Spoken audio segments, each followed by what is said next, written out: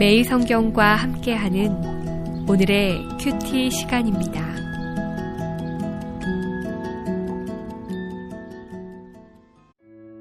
(7월 20일) 오늘의 말씀은 에스겔 7장 1절에서 13절입니다.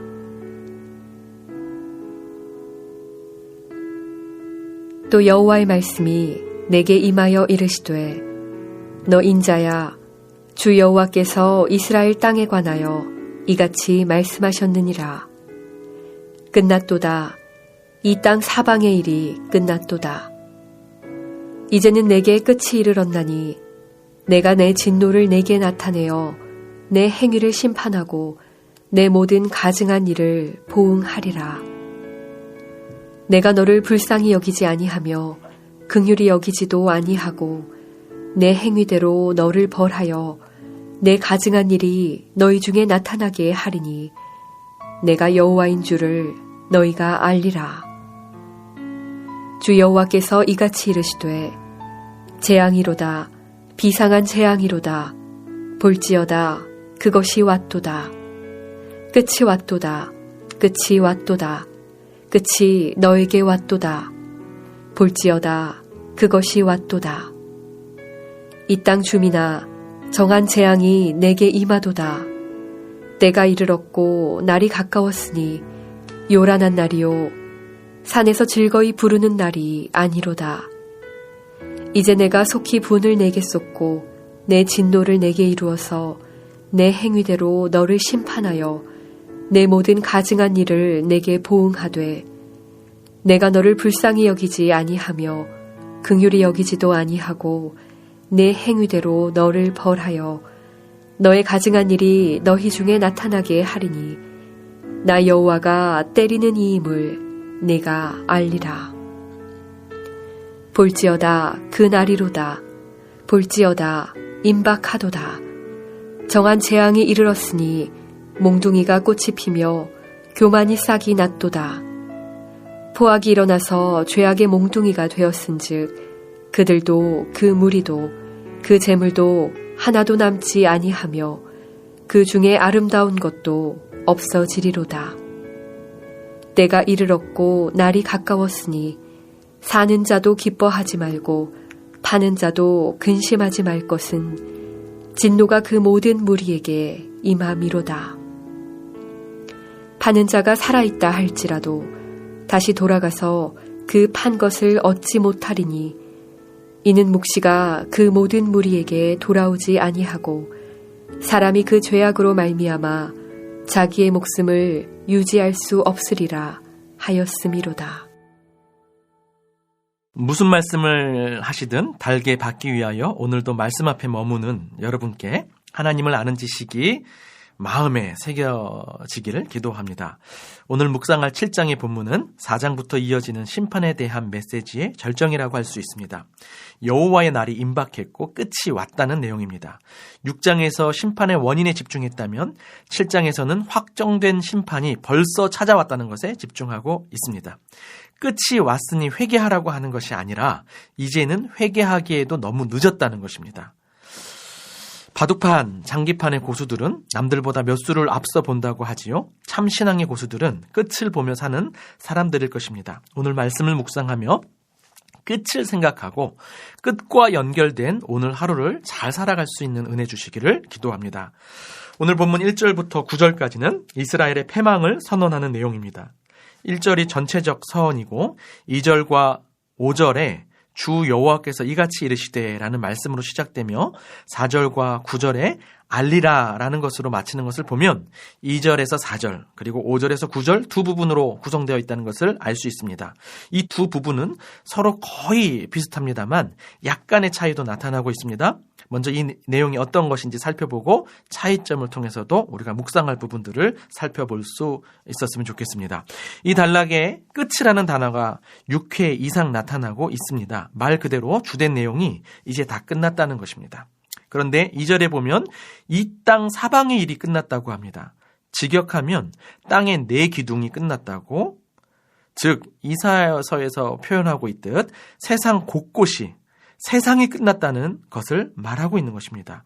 아니, 이스라엘을 향한 심판을 이야기하는 맥락에서 왜 세상의 끝을 이야기하고 있는 것일까요? 모든 민족에게 복의 통로가 되어야 할 제사장 나라의 패망은 결코 그들의 실패로만 끝나지 않고 온 세상에 영향을 미친다는 사실을 보여주고 있습니다. 가정이 무너지면 가정이 무너지는 법이죠. 성도 한 사람이 영적으로 무너지면 그가 속한 공동체의 영원한 죽음을 막지 못하게 될 수도 있습니다. 그러니 교회가 무너지는 것을 결코 대수롭지 않게 생각하면 안 될 것입니다. 3절에 하나님은 행위를 따라 심판하신다고 하십니다. 즉 임의적이거나 불공평한 것이 아니라는 사실이죠. 내 모든 가증한 일을 보응하리라 라고 하신 말씀은 원문에는 내 모든 가증한 일을 너에게 주리라고 기록되어 있습니다. 가증한 일의 이중적인 의미를 통해서 행한 대로 갚겠다는 선언이신 것이죠. 자, 그들은 하나님께 가증한 일, 즉 우상 숭배를 비롯한 죄악으로 반역했습니다. 그래서 하나님은 그들에게 가증한 일, 즉 수치와 고난과 죽음으로 주겠다는 것입니다. 죄와 벌이 함께 가고 있다는 사실을 보여주고 있습니다.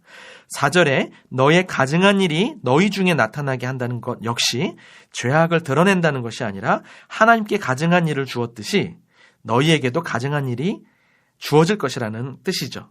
하나님은 더 이상 이들을 불쌍히 여기거나 긍휼히 여기지 않겠다고 하십니다. 이 말씀은 하나님께서 원래 불쌍히 여겨주시고 긍휼히 여겨주시는 분이라는 사실을 전제합니다. 그동안 많은 은혜와 사랑을 베풀어 주셨습니다. 그래서일까요? 오히려 이스라엘 백성은 이 은혜 때문에 더 기고만장했습니다. 은혜를 은혜로 여기지 않고 당연한 것으로 여길 때 문제가 생기는 것입니다. 하나님은 이들에게 하나님이 스스로 계신 여호와, 즉 우리의 신학에 갇혀 계시지 않고 자유로우시며 인격적이며 공의로우신 여호와이심을 알게 될 것이라고 말씀하시는 것입니다. 5절부터 나오는 내용은 앞서 말씀드렸듯 거의 비슷합니다. 그러나 차이점을 좀 보겠습니다. 3절과 비교할 수 있는 8절에는 속히 분을 내게 쏟고 내 진노를 내게 이루어서라는 말씀이 추가되어 있습니다. 반복과 추가를 통해 이스라엘을 향한 하나님의 마음이 얼마나 화가 많이 나 있는지 알려주시는 것 같습니다. 그리고 또 더 한마디 더 하고 싶은 것이 있는 것 같습니다. 4절과 비교되는 9절을 보면 나 여호와가 때리는 이임을 내가 알리라고 부연해서 설명을 해주시는 것이죠. 하나님은 치료하시는 하나님이시기도 하지만 치시는 하나님이시기도 하다는 것입니다. 절반도 모르면서 마치 하나님을 다 아는 양 더 알려고도 하지 않고 자기 믿고 싶은 대로 믿는 그러한 자기 최면적인 신앙을 갖고 있는 이스라엘 백성들을 향한 하나님의 안타까움을 넘어선 분노가 담겨 있는 것입니다. 사랑하는 여러분, 어떤 사람은 하나님의 공의만 강조하며 율법주의에 빠지는 경우가 있습니다. 이들은 하나님과의 친밀함을 누리지 못합니다. 반대로 어떤 사람은 하나님의 사랑만 강조하며 친밀함을 꾀하지만 본문의 이스라엘 백성처럼